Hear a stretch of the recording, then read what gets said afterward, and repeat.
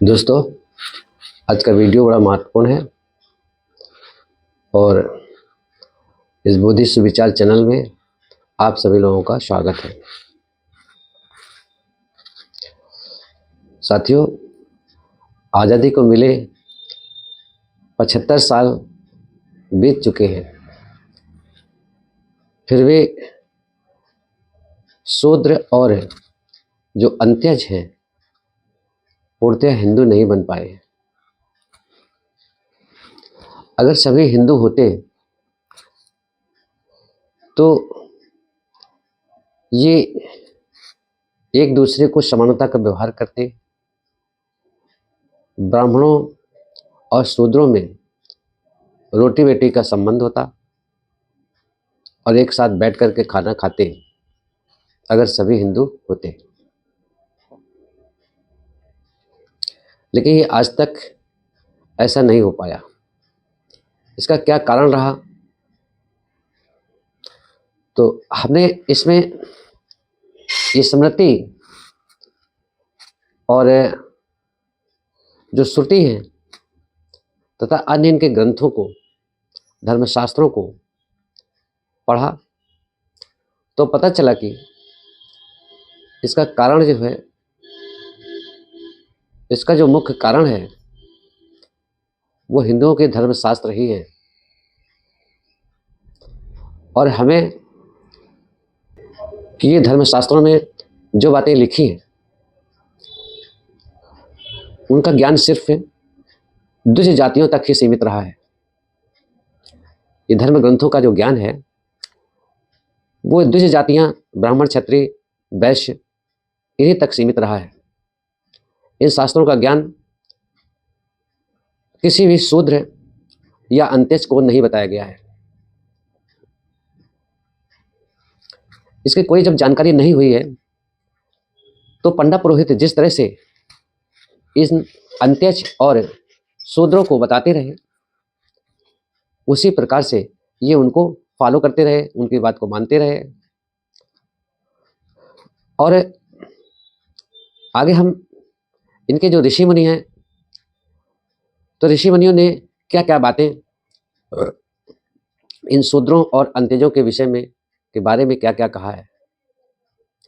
इसमें सतपथ ब्राह्मण जो है वो कहता है कि यज्ञ करते समय शूद्र से बात नहीं करनी चाहिए और न शूद्र की उपस्थिति में यज्ञ करना चाहिए।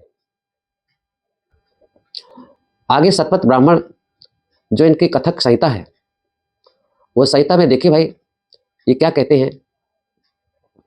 इस संहिता का 11 से 10 में इन्होंने जो श्लोक लिखा है वो 11 से 10 में कहा है कि शूद्र को सोमरस नहीं पिलाना चाहिए, वो वर्जित है, उसे सोमरस पिलाना वर्जित है। इसी तरह से जो अतरेय ब्राह्मण है वो 7:29-4 में क्या कहता है कि शूद्र केवल दूसरों के का सेवक है।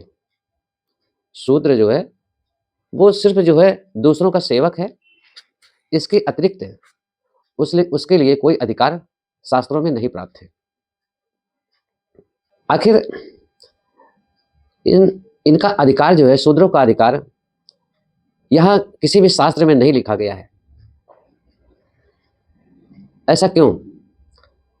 अगर सभी हिंदू थे तो फिर सबके लिए लिखा जाना चाहिए था, या फिर ये जो शूद्र है ये हिंदू नहीं है, इसे बाय डिफॉल्ट हम शूद्र या शुद्धता इन पर थोपी गई है या इनको जबरन शूद्र कहा गया है। इसी प्रकार से जो वशिष्ठ धर्म सूत्र है उसमें इन लोगों ने कहा है कि 4 वर्ण हैं, ब्राह्मण, क्षत्रिय, वैश्य तथा शूद्र। ब्राह्मण, क्षत्रिय, वैश्य ये द्विज जातियां हैं। इन्होंने अपने 3 वर्णों को द्विज बताया है। इनका जनेऊ संस्कार होता है। तो पहला जन्म इन्होंने बताया है कि माता से होता है और दूसरा जन्म वो गुरु से होता है, और इसी को ये उपनयन संस्कार कहते हैं। जब ये जनेऊ होता है तो उसको उपनयन संस्कार कहते हैं। तो दूसरा जन्म जो है एक उपनयन संस्कार से होता है और एक जन्म होता है इनके माता से। वेदों में ये भी कहा गया है कि शूद्र का उपनयन का अधिकारी नहीं होता है, उसका उपनयन नहीं किया जाता है, यानी जनेऊ संस्कार उसका नहीं किया जाता है। उसका कारण है कि बताते हैं कि ब्राह्मण जो होता है वो गायत्री छंद से है और क्षत्रिय जो है तिष्ठुप छंद के साथ जन्म लेता है तथा वैश्य जगती छंद से के साथ उत्पन्न हुआ है। परंतु शूद्र जो है वो कोई भी छंद से या किसी भी मंत्र से उत्पन्न नहीं हुआ है। मनुस्मृति के अध्याय 1 है और श्लोक नंबर 31 में बताया गया है कि संसार के कल्याण के लिए ईश्वर ने ब्राह्मण को मुख से, क्षत्रिय को भुजा से और वैश्य को जंघा से तथा शूद्र को पैर से बनाया है। अब इस संसार के कल्याण में इसमें कौन सी बात ऐसी है जिससे संसार का कल्याण हो रहा है? पूरे संसार में तो कोई न ब्राह्मण है, न क्षत्रिय है, न वैश्य है। ये तो सिर्फ भारत में कुछ प्रदेशों में ही तक सीमित है जहां पर ब्राह्मण, क्षत्रिय, वैश्य और शूद्र की बातें होती है। तो इसमें संसार का कोई कल्याण ऐसा नहीं है कि जो ईश्वर ने बताया हो या ईश्वर ने ऐसा किया हो।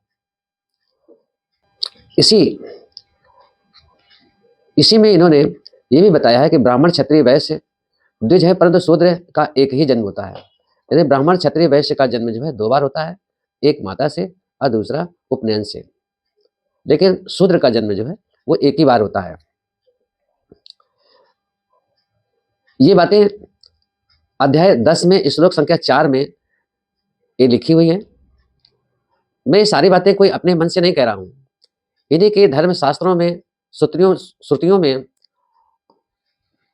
जो लिखा है उसी की बात मैं कर रहा हूं। साथियों, यहां पर हम ये बताना आवश्यक समझते हैं कि शूद्र है कौन। ये वही लोग हैं जो उपरोक्त 3 वर्णों की सेवा करते हैं। ब्राह्मण, क्षत्रिय और वैश्य की जो सेवा करने वाले हैं, इनकी जो सेवा करते हैं उन्हीं को हम शूद्र कहते हैं। जैसे उदाहरण के तौर पर जैसे अहिर, गड़ेरिया, लुहार, कुम्हार, तेली, तमोली, काची, कुर्मी आदि ऐसे लोग हैं जो शूद्र कहलाते हैं। क्योंकि आप सभी अच्छी तरह से समझ गए होंगे, क्योंकि ये सभी सछूत हैं, ये सभी सछूत हैं, यानी ये छूने योग्य हैं।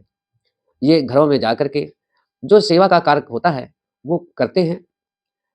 और जो अछूत है, जो चारों वर्णों में किसी को नहीं छू सकता है, यानी उन्हें अंत्यज कहा जाता है, क्योंकि ये वर्ण व्यवस्था से अलग होते हैं।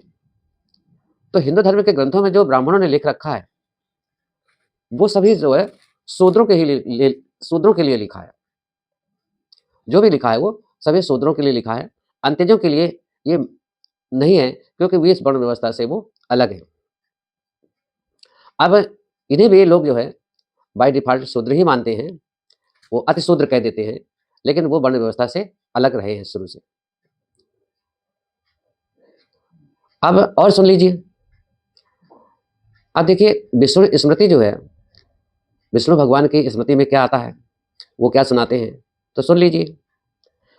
वो कहते हैं कि जिस अंग से कोई मनुष्य अपने से उच्च जाति वाले का अपमान करे तो राजा उस अंग को कटवा दे।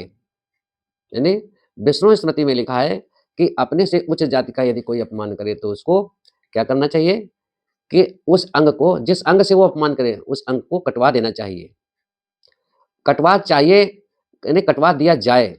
ये विष्णु भगवान का है, विष्णु स्मृति में ये आदेश लिखा हुआ है और राजा उस कार्य को करने वाला है। और इतना ही नहीं, उन्होंने ये भी लिखा है कि यदि अपने से उच्च के आसन पर वो बैठ जाए तो उसका जो है, उसका चूतर पर दाग करके उसे देश से बाहर निकाल दिया जाना चाहिए। ये ब्राह्मण देवता का आदेश राजा के लिए है, तो राजा वही कार्य करता है। इसलिए संभोग जैसे लोगों का वध किया गया है। यदि शूद्र ब्राह्मण को गर्भ के साथ कुछ बतावे तो राजा शूद्र के मुख में क्या करे कि गर्म तेल भरवा दे, उसके मुख में गरम गरम तेल भरवा दे यदि शूद्र किसी उच्च जाति वाले का अपमान से नाम ले तो उसकी जीभ में 10 अंगुल की कील लाल करके गाड़ दे। ये बातें अध्याय 10 सूत्र 19 और 25 में लिखी गई हैं। तो ये सारे जो ऋषि मुनि हैं, अब ये ऋषि मुनि सभी जो है ब्राह्मण ही होंगे, क्योंकि ऋषि मुनि तो बनने का काम उन्हीं लोगों का था। और साथ में एक बृहस्पति स्मृति है। बृहस्पति स्मृति में ये लिखा हुआ है कि यदि शूद्र धर्म की बात बतावे या वेदों का उच्चारण करे अथवा ब्राह्मण का अपमान करे